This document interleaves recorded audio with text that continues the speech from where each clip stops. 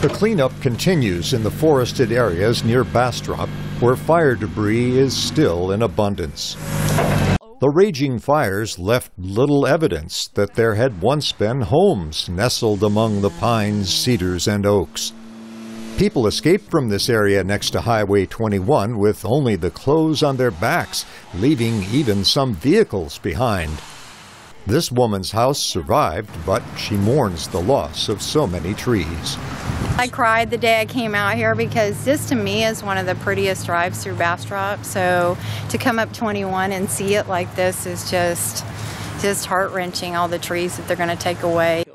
Daniel Lewis with the Texas Forest Service is one of the people determining which trees might survive and which need to be cut down and removed. I think the cedars are all going to be dead and most of the pine trees. There's an example right there of one that's probably going to survive, but it's been pretty severely scorched. Lewis says a tree needs only a little green to recover.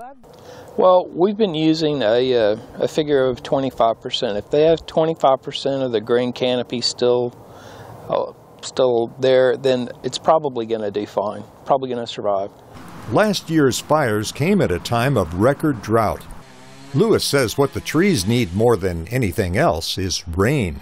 Just nicely spaced periodic rain is what we need. Although there have been some good showers recently, weather experts say the coming spring and summer will likely be dry.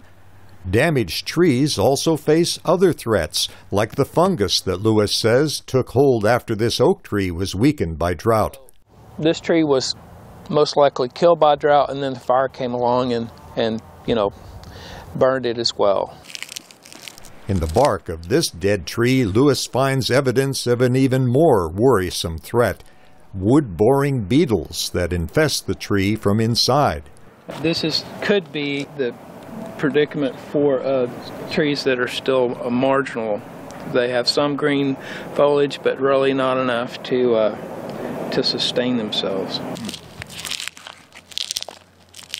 He says damaged trees infested by the insects will not survive.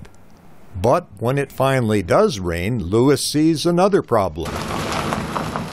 With no plant roots to hold the soil, a heavy rain could do more damage. The fire has burned all the organic material out, so that we'll start to see erosion and sedimentation in the streams and drainages.